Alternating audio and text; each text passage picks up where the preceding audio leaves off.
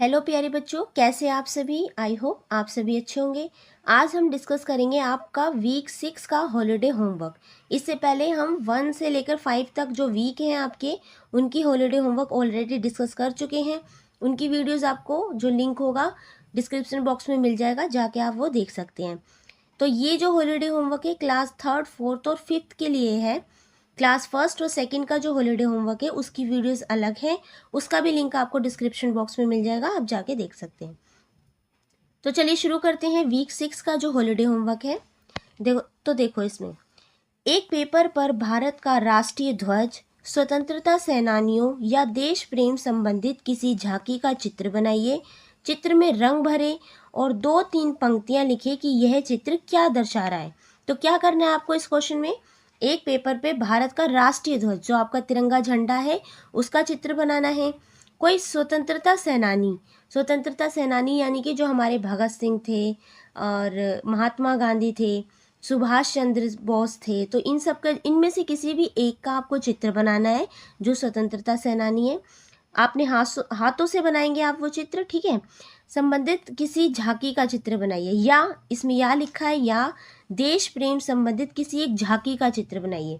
जैसे कि आपने देखा होगा 26 जनवरी पे जो परेड निकलती है, जो झांकी निकलती है, उसमें तिरंगे झंडे होते हैं, पूरा एक दिखा रखा होता है कि हमें देश से कितना प्रेम है। तो आपको उस एक झांकी का भी आप चित्र बना सकते हैं।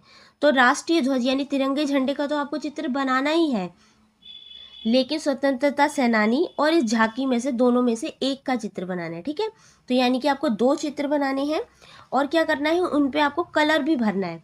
अच्छे से आप ड्राइंग पेज पे बनाएंगे, ड्राइंग पेज आपको मोटा सा लेना है और फिर उसमें कलर भी भरने हैं और 2-3 पंक्तियां भी लिखें। तो आप जो भी चित्र बनाएंगे, सबसे पहले अगर आपने राष्ट्रीय ध्वज का बनाया अपना तिरंगे झंडे के नीचे, आपको उसके बारे में 2-4 लाइनें लिखनी है कि कौन कौन से कलर होते हैं, हर कलर क्या क्या दर्शाता है, ठीक है।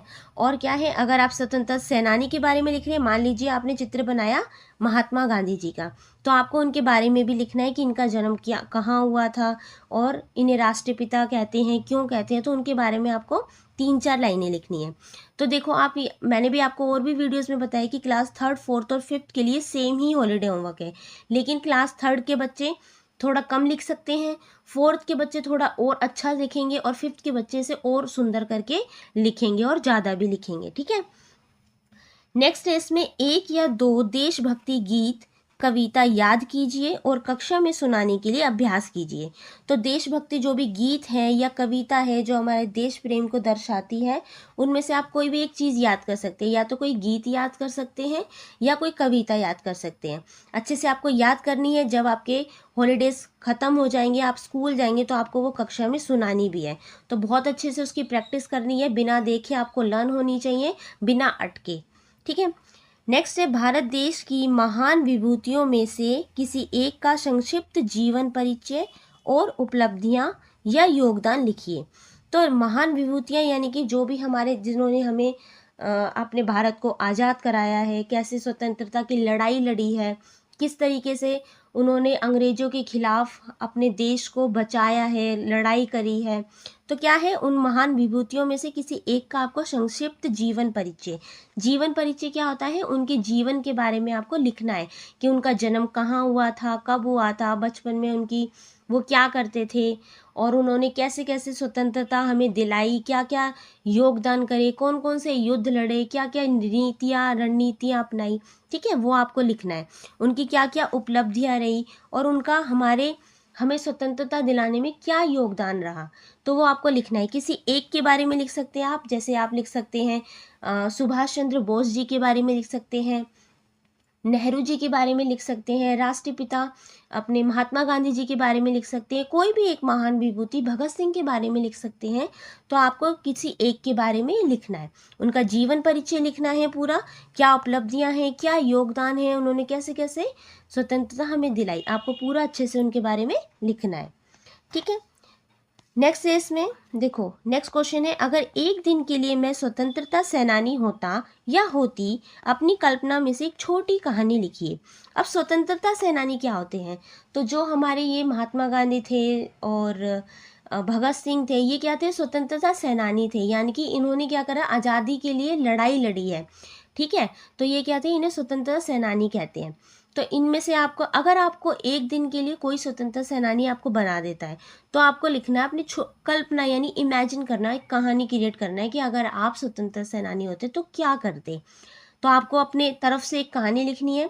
मैं इसको एक एग्जाम्पल के तौर पे आपको एक कहानी लिख के दिखा देती हूँ कि आपको कैसे लिखनी है। अब ज़रूरी नहीं है कि सारे बच्चे सेम वही लिखेंगे, आपको थोड़ा अलग करके लिखना है, आपको अपनी इमेजिनेशन लिखना है कि अगर आप वहाँ होते तो आप क्या करते। ठीक है, तो चलिए एक बार इसका आंसर देख लेते हैं। यदि मैं स्वतंत्रता सेनानी होता या होती, होता अगर लड़का लिख रहा है तो होता लिखेंगे, अगर गर्ल लिख रही है, कोई लड़की लिख रही है तो होती लिखेंगे। तो यह मेरे लिए गर्व की बात होती। स्वतंत्रता संग्राम का इतिहास हमारे देश की महानता को प्रकट करता है और मैं भी उस युद्ध के महान सपूतों में से एक बनकर समृद्धि, स्वतंत्रता और गरिमा की ओर कदम बढ़ाता। स्वतंत्रता संग्राम के समय हमारे देशवासियों ने अपने प्राणों की बाजी लगाई ताकि हम स्वतंत्रता पा सके। वे समर्पित थे और निरंतर लड़ते रहे ताकि हमारी आने वाली पीढ़ियां आज़ाद देश में जी सके। यदि मैं उनमें से एक होता या होती तो मैं भी उनकी तरह वीरता और समर्पण के साथ देश के लिए युद्ध करता। स्वतंत्रता सेनानियों की महानता उनकी आत्मा में उमड़ती थी, जो देश की आज़ादी के लिए प्रतिबद्ध थे। मैं भी उनकी तरह आत्मा में स्वतंत्रता की भावना रखता और अपने कार्यों से देश के प्रति अपनी समर्पण प्रकट करता। जो मेरा समर्पण होता, मैं अपने देश के प्रति प्रकट करता अगर मैं क्या होता, स्वतंत्रता सेनानी होता।